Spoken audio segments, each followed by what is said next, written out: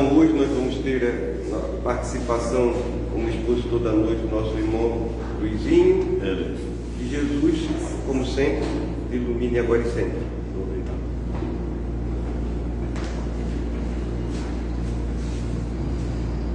Eu sempre gosto de fazer uma saudação que, aliás, faz tempo que eu não faço.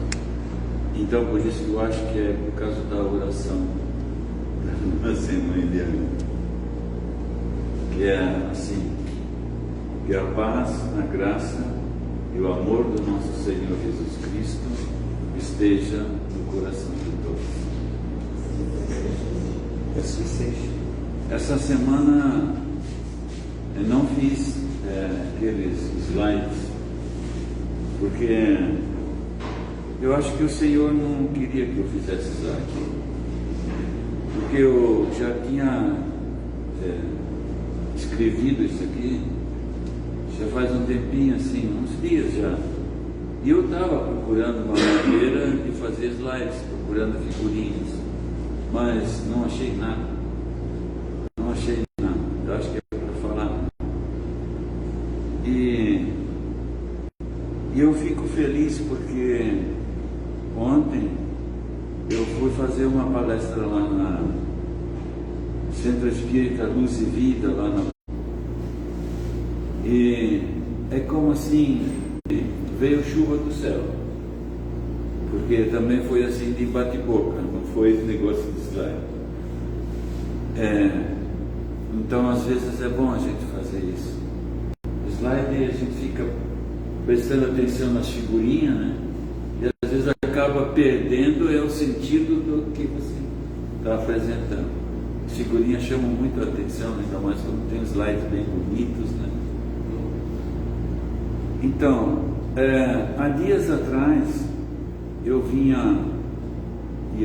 indo para casa e parece que estava com um pensamento já para essa direção. Quando foi na madrugada, a espiritualidade me soprou um tema, que é Parábola da Luz Esquecida. Aliás, eu escrevi até errado. É Parábola da Vela Esquecida, seria o tema correto. Mas eu pensei com meus botões assim, né, naquele meio dorme, não dorme. Mas, Senhor, eu nunca vi essa parábola em lugar nenhum, né? E aí ele soprou. O Espírito bom que estava ali naquela hora soprou essa parábola. E ela é bem curtinha, mas depois, para a gente conversar sobre ela, eu pensei, tem que ter aí como chegar lá? Uma introdução. Tem que ter uma introdução. E aí ela começou a vir, essa introdução. E me chamou a atenção, assim, tem uma referência. Meu filho Rubens, hoje ele tem 44 anos, e quando nós tínhamos ele de pequenininho, eu costumava na sala sentar com ele, no sofazinho, no colo ali, e eu ganhei de presente de casamento de um irmão, cunhado, parente assim. Ele era um pintor, como é que se diz? Trabalhava com propaganda, né? Fugiu o nome agora, mas enfim, trabalha com propaganda, marketing, essas áreas aí. Artista gráfico, é isso? Não. Mas enfim, ele era um pintor de mão cheia, fazia quadros lindos, mas ele não era muito assim dado a fazer as pinturas, embora fossem todas lindas, né? Ele trabalhava, daí na época ele trabalhava no setor de marketing da Consul, fazia todas aquelas propagandas da Consul, vinha de lá, né? E aí ele me deu de presente de casamento, ele me deu um quadro, que aliás eu pedi para ele, de presente de casamento, que era um quadro seu. E aí ele me deu aquele quadro, ele mostrava uma casinha bem de interior, na beira de uma estradinha, me representava aquela casa com um telhado grande assim para frente, quase já encostadinha na ruazinha, como se fosse um comércio, onde passavam os carroções, as pessoas ali e compravam os seus alimentos. Então eu colocava o Rubens no colo e inventava a historinha sobre aquele quadro. E aí ali ele se acalmava e dormia, né? Toda noite para ele dormir tinha que contar uma historinha. Haja repertório, criatividade. Toda noite tinha que inventar uma história sobre aquela casa, sobre o homem que morava ali, a sua família, e o nome do homem se chamava Anacleto, e as suas relações com as pessoas daquela região, moravam todos bem distantes uns dos outros, né? Interior, sítio, aquela coisa toda.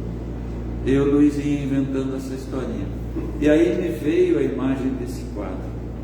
Então, esse quadro serviu de referência e a coisa começou a nascer. Invenção que eu fiz, tá? Invenção. Por isso, se vocês perguntarem onde é que isso está escrito na Bíblia, que não é. Nem no Evangelho segundo o Espiritismo. Veio assim. Então, nós estamos assim há poucos dias do Natal, de celebrarmos o Natal. E nós queremos lembrar que a verdadeira magia não está no brilho das luzes, mas na luz que cada um traz dentro de si. Nos chama a atenção isso porque por onde você anda, você vê as casas iluminadas, né? Pelo menos nem que seja um fiozinho de luz lá que fica piscando. Tem gente que bota bastante luz. Esses dias eu estive no centro da cidade à noite, e aí está a igreja matriz, a praça lá toda iluminada, a prefeitura velha lá toda iluminada. Me lembrei que quando morava em Joinville tinha a Rua do Papai Noel, não sei se existe ainda, mas tinha a rua do Papai Noel. E a gente costumava ir com as crianças na Rua do Papai Noel. Fora o fato de ver a decoração natalina da cidade. Mas era um evento assim, muito frequentado naqueles dias, a Rua do Papai Noel. E aí, depois a gente vai vendo, à medida que se torna adulto, vai crescendo. E não é desconhecido de ninguém, eu acho, a decoração natalina de Gramado, né? As festividades de Natal de Gramado. Quem já teve a oportunidade de ir lá, é algo assim fantástico, né? Fantástico. O que aquela cidade faz? Evidentemente, para quê? Celebrando o Natal? Sim, celebrando o Natal. Mas Gramado é uma cidade que vive do turismo. Então se empenhou nisso, né? E fica muito. Então a gente fica assim como que extasiado, olhos grandes, bem abertos, olhando para as luzes, para as renas que são formadas ali, né? Parece que tudo é vida nessa época. Por quê? Por causa das luzes de Natal.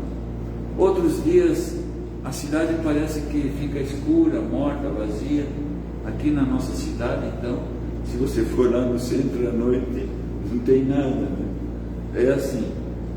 Mas aí a gente fica tão fascinado assim por essas luzes, impressionado, e de repente me fiz essa pergunta, que o que importa verdadeiramente é a luz que está dentro de nós. Então, pensando assim, qual a intensidade da luz que está dentro de mim? Qual a intensidade da luz que está dentro de você? Considerando as lutas e as dificuldades que temos enfrentado, onde está a minha e a tua luz tão vibrante como no primeiro encontro? Como no primeiro encontro. O que quer dizer esse primeiro encontro? É o primeiro encontro que eu e você tivemos com Jesus, não é? Muitas vezes nós acabamos lembrando desse primeiro encontro ao longo da nossa tempo de frequência na casa de oração, seja na casa espírita, em qualquer outra igreja, religião, que nós vamos no início assim, como se diz assim, é comum que a grande maioria das pessoas não vem pela vontade de aprender, de querer, de sentir Jesus no coração, mas vem pela necessidade, pela dor. E aí precisam de um conforto espiritual e chegam. E quando chegam e encontram esse conforto espiritual, vem como esse conforto espiritual, ao encontro daquelas pessoas, das pessoas que recebem ali na frente, ali na frente. Esse é o primeiro encontro. E aí elas pensam assim, meu Deus, era isso que eu precisava na minha vida, era isso que eu buscava, porque eu não sabia mais o que fazer da minha vida, e aquele irmão e aquela irmã me atendeu. Não, isso é coisa de Deus mesmo. Então ficam impressionadas e fascinadas, e vem o pregador, vem o palestrante e fala uma palavra que lá depois ele vai dizer assim, como é que ele sabia do que eu estou passando? Ele falou para mim, aquilo foi tudo para mim, mas Deus sabe o que você está passando. E Ele na verdade está falando para as pessoas, e uma frasezinha às vezes é que encontrou aquela pessoa, não foi toda a pregação, não foi toda a palestra, é uma frasezinha que encontrou aquela pessoa e bateu aqui dentro, e ela disse, meu Deus, Ele falou para mim, é nessa igreja que eu vou ficar, é nessa casa que eu vou ficar. Sabe o que acontece isso até mesmo nas nossas casas? Você vê que quando eu cheguei aqui pela primeira vez, eu não quero me alongar porque senão não vou, mas é o meu jeito, desculpem, né? Quando eu cheguei aqui pela primeira vez, quando mudei para cá, não encontrei nenhum centro espírita, mas passado um tempo procurando, achei essa casa. E o Joel e a Sandra, pode-se dizer assim, tinham acabado de começar. Um velho banquinho de madeira que ele mesmo fez, né, como se diz naquelas casas antigas, feitas de pau a pique, né? O velho banquinho de madeira que ele e a Sandra fizeram e colocaram ali, um negócio assim chamado púlpito, também tudo improvisado, que era um negócio assim, mas também todo improvisado. Eu acho que esse púlpito é o mesmo que está lá no Espírito Allan Kardec, foi doado para lá. Quem quiser conhecer o velho púlpito que estava ali, vai lá no Allan Kardec. É feito de forro, inclusive de... Isso mesmo, foi doado para o Allan Kardec. Então, e eu cheguei, e naquela noite, não sei se o Fernando lembra da irmã Dona Amélia, tá? Sim. E quando eu cheguei naquela noite, o Joel chamou a Dona Amélia para fazer a oração inicial. E aí eu digo, Senhor, todas as coisas são de Deus, tudo vem de Ti, porque a Dona Amélia está aqui, tá? Tudo é de Deus. E aquela senhora fez a oração. Quando ela fez a oração, eu sinceramente comecei a chorar. Eu nunca vi uma oração tão linda, tão linda. Aquilo vinha do céu, era a luz que vinha do céu. E nós estamos hoje celebrando o Natal, falando de luz. E aquela oração vinha assim, em forma de luz, e inundava de todo o centro. Que coisa linda! Eu nunca esqueci daquela oração, e aí eu disse para mim, é aqui que eu quero ficar. É o meu encontro com Jesus. Então todos nós temos o primeiro encontro. Ao longo do tempo a gente vai meio fraquejando, às vezes começa até a achar defeito num, defeito no outro, né? Faz parte da convivência, né, Fernando? E às vezes por um motivo ou outro acaba saindo, mudando de centro, de casa, de oração, de igreja, e assim é a vida. Mas nessa noite eu quero falar sobre esse primeiro encontro. Se você ainda tem na firmeza do teu coração esse primeiro encontro, trabalhe para manter essa chama acesa, viva, essa chama que não pode se apagar. E se apagou aqui a minha palestra. Então, qual a intensidade da luz que está vibrando dentro de você? Será que você ainda tem essa luz como naquele momento do primeiro encontro? Agora é um tempo de reflexão, de a gente pensar. E para a nossa reflexão eu vou contar uma pequena história. Aí eu inventei, estou contando para o Rubens essa história, tá? Vocês podem dormir aí. Uma pequena história. Uma família de camponeses reunia-se todas as tardes para prestar homenagem a Deus, expressando a sua gratidão. Vão pegando esses ganchinhos assim, ó. Reunia-se todas as tardes, tá?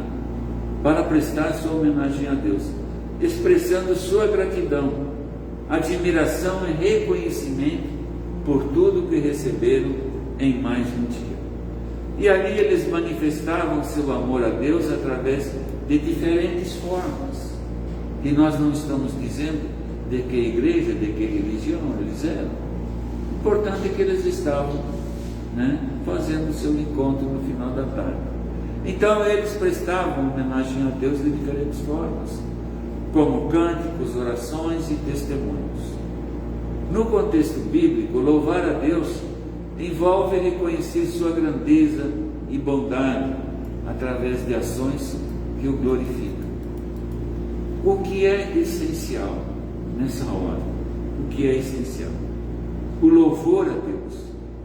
O louvor a Deus, Jesus nos disse: em verdade vos digo, eu vos falo em espírito e em verdade. Então, o louvor a Deus deve ser em espírito e em verdade. Quando eu elevo o meu pensamento a Deus, a minha oração tem que vir daqui de dentro. Não é daqui, sabe?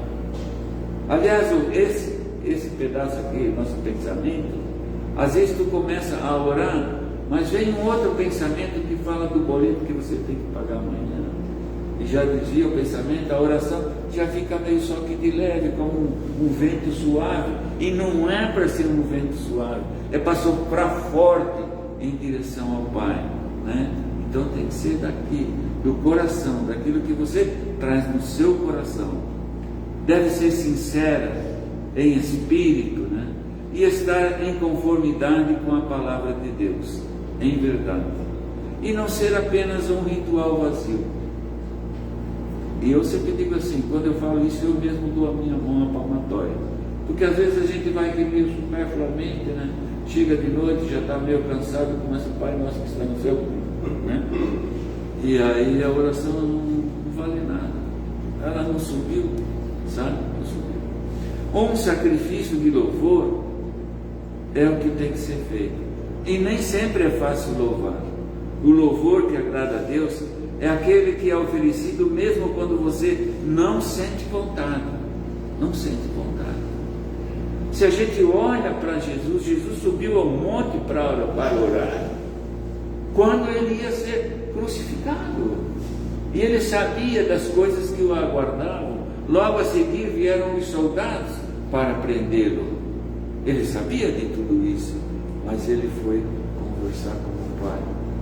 Então nós temos as nossas dificuldades, as nossas dores. E às vezes a gente costuma dizer, quando alguém de repente nos dirige uma palavra amiga, a gente fala assim, mas tu não sabe o que eu estou passando. Como se você fosse toda a exceção do mundo e só você que está passando algo tremendo.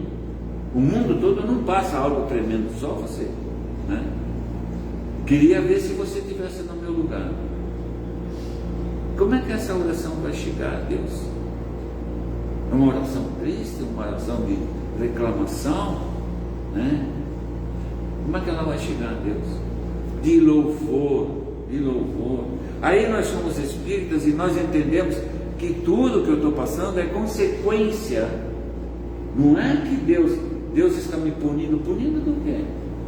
Ainda mais se você não tem o conhecimento espírita, Como é que Deus está punindo uma criança pequena, um neném, Que erro tão grande é esse? E aí, nós espíritos achamos que tudo que nós estamos passando é consequência do que nós fizemos no passado e que hoje nós estamos resgatando. Mas nós nos lembramos que tem as coisas que nós estamos fazendo aqui mesmo, agora mesmo, nesse horário, né?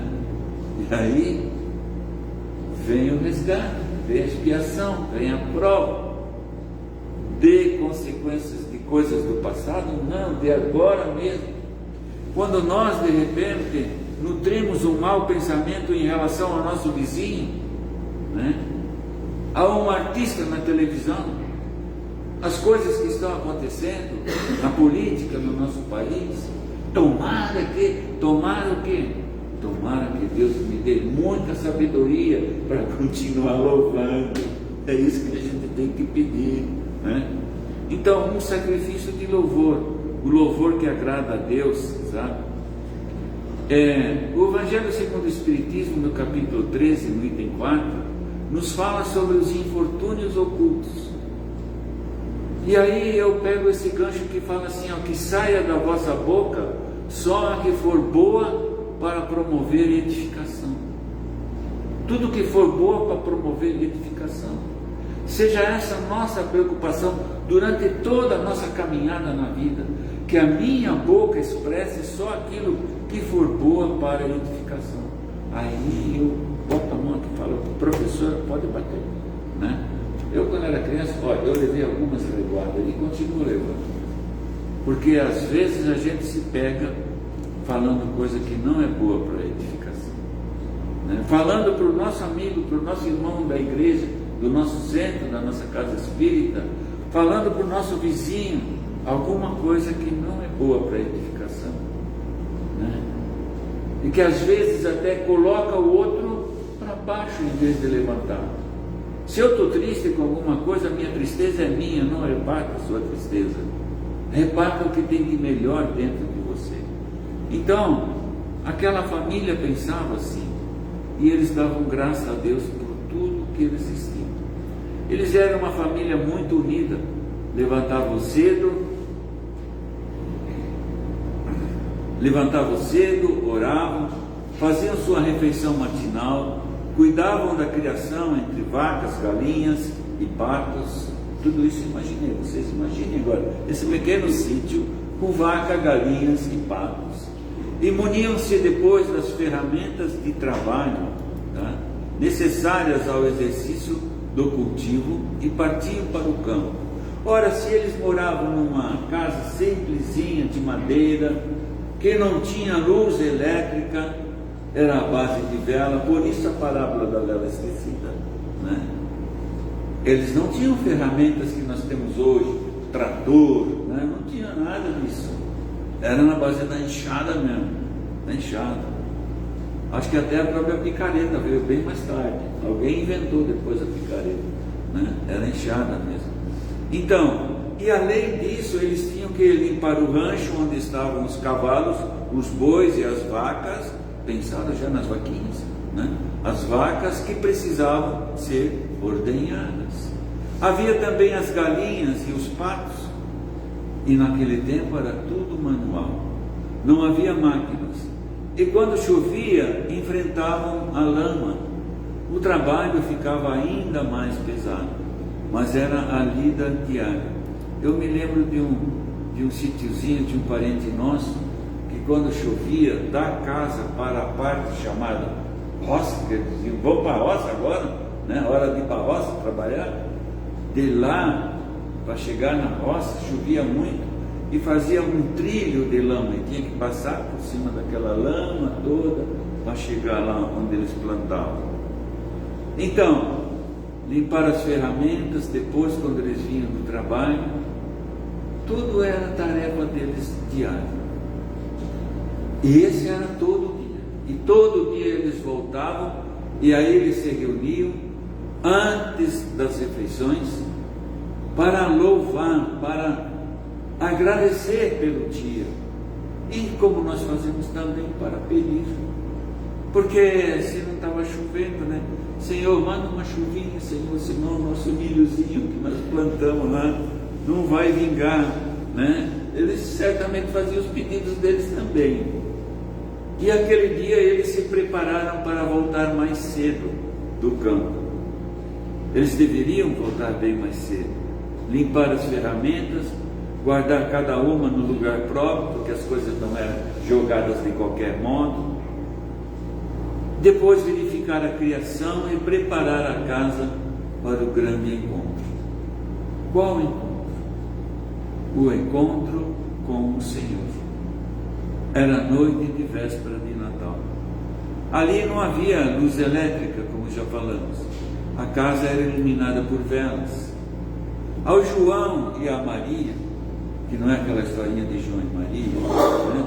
Mas ao João e a Maria era dada a tarefa de organizar a sala. Vocês estão gostando da minha historinha? Né? Onde fariam a roda de conversa falando sobre o Natal. Eles faziam uma roda de conversa falando sobre o Natal, o nascimento do menino Jesus. Para eles, toda tarde era como se fosse o primeiro encontro. Eles amavam aquele momento, a roda de conversa, para ler a palavra de Deus, a palavra de Jesus, meditar sobre a palavra, orar, falar algum testemunho que edificasse aquele lar, e assim eles se reuniam. E então, coube a Gregório ler uma página daquele grande encontro de véspera de Natal. E ele abriu nessa parte, a parábola da ovelha perdida. Contada por Jesus e registrada no Evangelho de Lucas, capítulo 15, e no Evangelho de Mateus, no capítulo 18. Vocês conhecem todos a história da ovelha perdida? É uma história sobre um pastor que deixa 99 ovelhas abrigadas para procurar uma que se perdeu. Ao encontrá-la, ele a carrega nos ombros, volta para casa e celebra com amigos, mostrando que há mais alegria no céu por um pecador que se arrepende do que por 99 justos que não precisam. Entende agora Jesus? Entende agora Deus? O amor de Deus? Que de repente, se eu já sei tudo isso, eu já tenho, né, essa bênção na minha vida, agora eu penso que de repente Ele me deixa aqui e sai em busca lá, tão distante, de uma que ainda não teve esse encontro com Ele, está perdida. E Ele vai lá e resgata e traz. E quando Ele chega aqui, que Ele traz, é Ele que traz. Pensa que a gente vem sozinho? Graças a Deus que eu tive essa ideia de vir um dia na casa espírita. Olha como que você é, né? Você que teve a ideia, né? Então é assim, ó, Deus vai lá e resgata nós e traz. Essa parábola é linda. Então Ele traz e salva aquela ovelha. Essa palavra então ilustra o amor de Deus por cada indivíduo, mesmo por aqueles que se desviam, e a alegria que Deus sente quando uma pessoa se arrepende e retorna para Ele. Naquele momento era como se uma onda de paz, alegria e felicidade enchesse aquele ambiente iluminado por velas. Eles estavam muito felizes. Uma delas, por sinal, uma das velas, por sinal, parece que estava enfraquecendo. Sua chama foi ficando fraquinha, fraquinha, fraquinha, chega, né? Quase apagando. Clara percebeu isso, mas algo maravilhoso, mágico, poderia dizer, estava acontecendo. Ela queria levantar, mas ela não conseguia se levantar. E como se estivesse ouvindo alguém falando aos seus ouvidos, ela foi simplesmente ali sentada, repetindo a mensagem. Era uma voz que falava: quero lhes contar a parábola da vela esquecida. Imagine uma vela que, ao ser acendida, ilumina toda a casa, mas ao ser deixada no canto, sua chama começa a vacilar e se apaga. Ficou ali um canto escuro. Um menino, ao vê-la, aproxima-se, ajeita o pavio e acende. E a cobre com carinho, e a vela volta a brilhar intensamente, e a casa inteira se aquece novamente. Clara, disse Ana, com os olhos bem grandes assim. Que mensagem linda! Acho que o Senhor quer falar conosco. Ela disse: creio que podemos interpretar a parábola da luz esquecida assim. Opa, olha a revelação. Olha a revelação. O Senhor falou com Clara, dando uma mensagem. Ela trouxe a mensagem, né? Ana faz a revelação, a interpretação dessa mensagem. A vela significa a nossa luz interior. A chama significa a fé e a caridade. O canto escuro, os desafios, a indiferença, o egoísmo. O menino que foi lá acender a vela, o Espírito que nos inspira a cuidar uns dos outros. O menino. Será que esse menino está nos acompanhando? Sim, disse Clara. Cada gesto de carinho, cada palavra de conforto reacende a luz de quem nos rodeia. Quando a gente dirige uma palavra de conforto, de ânimo, de fortaleza, de esperança, de fé, nós estamos reacendendo o pavio de uma pessoa, da vela que reside naquela pessoa. E aquela vela volta a brilhar, volta a ser uma chama que emite luz. E quando ela emite luz, ela alcança outras pessoas que estão com as suas velhinhas apagadas, e ela acende o pavio daquelas outras velhinhas, e as velhinhas apagadas começam a ser acendidas, e de repente nós temos o quê? Um Natal cheio de luz, né? Cada gesto de carinho, cada conforto reacende a luz de quem nos rodeia, e ao mesmo tempo, disse ela, reforça a nossa própria luz. Vós sois luzes. Mas como é que está a intensidade da minha luz? Como está a intensidade da sua luz? Será que a gente podia de repente também pensar um pouquinho nos 3 pilares espíritas? Um pilar significa um princípio, né? Uma crença fundamental que serve como base e sustento. Eu estou no horário aí, tá bom? Que serve como base e sustento para todo o sistema, né, de ideias, fé ou filosofia. E a gente costuma dizer que a doutrina espírita ela tem 3, ela se assenta em 3 pilares, né? Quais são os pilares da doutrina espírita? Quem sabe? A encarnação, né? Espírito imortal.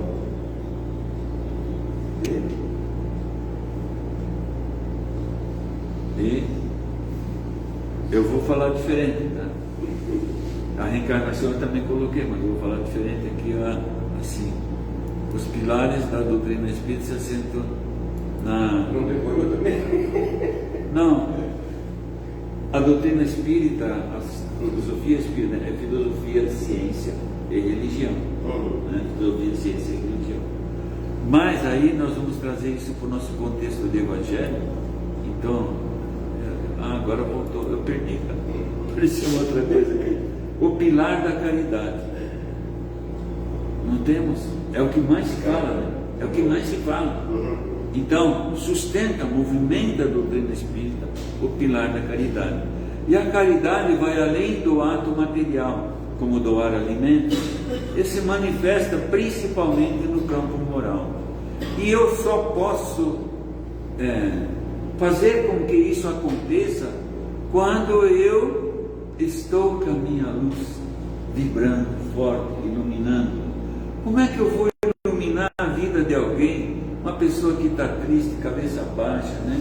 Como dizer assim, está com a moral baixa, eu vou lá para dar uma moral na vida daquela pessoa. Mas como é que eu estou? Como é que eu estou? Então esse cuidado que a gente tem que ter com a gente mesmo, com eu, espírito. E eu consigo isso fazer como?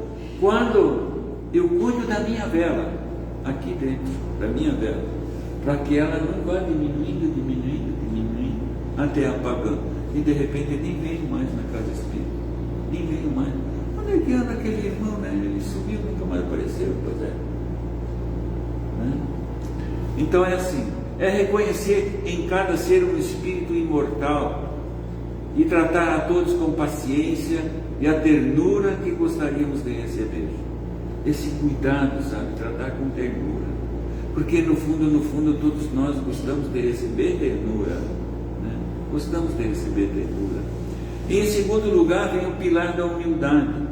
A humildade é o antídoto contra o orgulho que nos isola e nos faz acreditar que podemos brilhar sozinho. Eu não tenho aquele que fala assim, o cara se julga o supra-sumo do suco, né? Da laranja. A última pipoca do saquinho. Como é? A última pipoca do saquinho. A última pipoca do saquinho. Está cheio disso em torno de nós. Mas será que eu também não estou muitas vezes pensando assim? Essa luz, ela é uma luz que não ajuda ninguém, né? O espírito humilde, então, reconhece suas imperfeições, reconheço minhas imperfeições e aceito o auxílio fraterno e a lição da vida, permitindo-se progredir sem a vaidade que obscurece a luz. Vaidade. Busca lá em Salomão quando ele fala de vaidade. E o terceiro pilar fala sobre reencarnação. Reencarnação fala de renovação. E o Natal é a celebração do retorno de um espírito de luz em missão. Renovação. Renovação. Para nós, é o lembrete de nossa própria missão em cada nova existência. Cada nova existência, nós recebemos uma nova missão.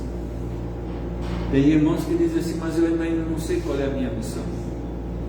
Não sei qual que é a minha missão. Eu acho que a nossa missão, ela é igual para todos. É comum a todos nós. Sabe? Depois eu digo, todos nós temos uma missão. Mas é que ela é igual para todos. Então, o pilar da renovação. O Natal é a celebração do retorno de um espírito de luz em missão. E para nós é o lembrete de nossa própria missão em cada nova existência. No fundamento espírita, a reencarnação é a oportunidade contínua de ajustarmos o nosso pavio. Tá? Deus dá uma nova oportunidade. Vai lá, filho, acende a tua luz, ilumina o meio em que eu vou te colocar. Entendeu? Nossa missão. Ilumina o meio em que eu vou te colocar. Aí nós temos que iluminar nossa família. A minha velhinha aqui, interior, tem que iluminar nossa família.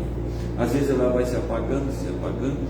Tem os filhos, às vezes uns meio rebeldes, Deus, não aguento mais, né?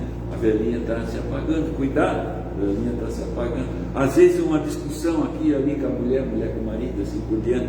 Eu lembro de uma palestra do Dr. Domingo, que falava aqui, e depois ele falou para mim assim, ele disse, Luiz, se surgir uma discussão em casa com a mulher, faz o seguinte, guarda bem essa duas palavrinhas, não reclamar, não discutir.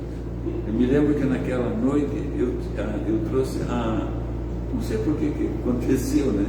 A minha neta, a Nath, e ela guarda isso até hoje no coraçãozinho dela. Não reclamar, não discutir. Tá? Isso deve ser o nosso norte na nossa vida. Não reclamar de nada e não discutir nada, né? Não discutir. Então, a reencarnação é a oportunidade de nós ajustarmos o nosso pavio. O Natal nos convida a fazer um balanço moral e a renovar nossos propósitos para o ano que se inicia. E agora, o que o Natal está falando nos nossos corações? Nos anos passados, nos anos anteriores e no ano presente. Nós estamos mudando a nossa maneira de celebrarmos o Natal? Ou continuamos celebrando o Natal da mesma forma? Isso que Jesus quer falar conosco nessa noite. O Natal nos convida a fazer um balanço moral e a renovar nossos propósitos para o ano que se inicia. propósito. Que a gente tenha sempre na nossa vida um propósito. Mas não é um propósito. Qual é o meu propósito? Meu propósito para o ano que vem, eu vou reformar minha casa. Ah, que belo propósito você fez, né? Tudo para cima. Vou comprar uma bicicleta nova naquele, né? Essa minha bicicletinha aí já está meio velhinha, vou comprar uma bicicleta nova. Nem que seja a prestação. Mas você está pensando na casa, na bicicleta, esse é o seu propósito. Qual é o seu propósito? É essa mensagem que nós vamos levar para casa hoje. Qual é o seu propósito? Se eu tenho um propósito, eu tenho que iluminar esse propósito para ele se tornar realidade, senão ele não vai se tornar realidade nunca. Tá? Então é o momento de a gente se perguntar, em primeiro plano, porque o Natal nos convida para isso. Renovação de propósito. É o momento de a gente se perguntar, estou cumprindo minha missão? Minha luz está servindo para guiar ou para ofuscar? Para que está servindo a luz que eu tenho? Esse pilar nos lembra que a vida é uma escola e que o melhor presente de Natal é o quê? O melhor presente de Natal que eu posso dar para mim, que eu quero de presente de Natal para mim,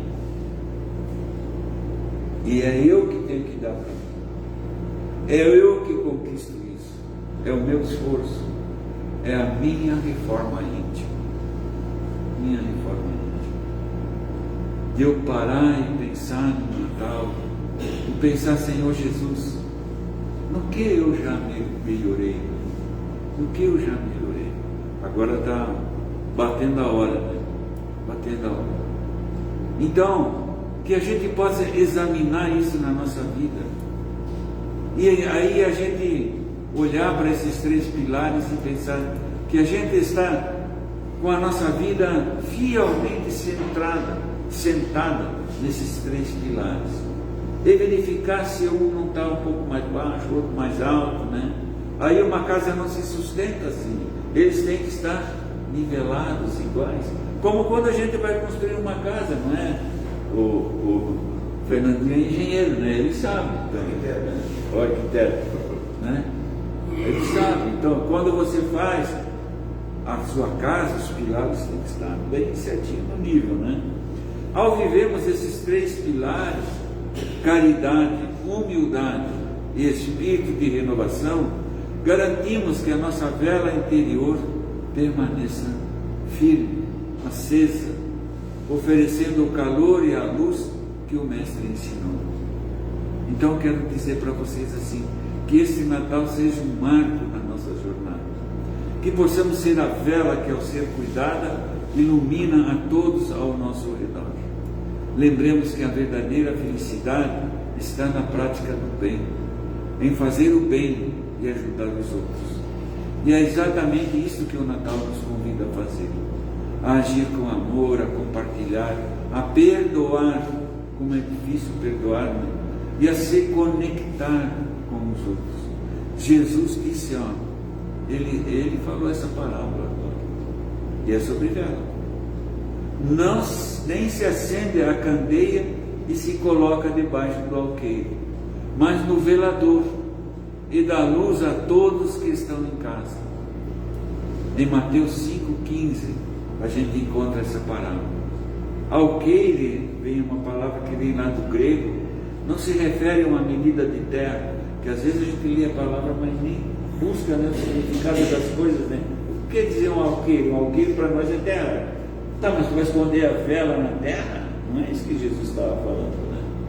Alqueire vem do grego, que significa um móvel, um cesto, um vaso, um recipiente. Eles têm poucas palavras para designar as coisas, né?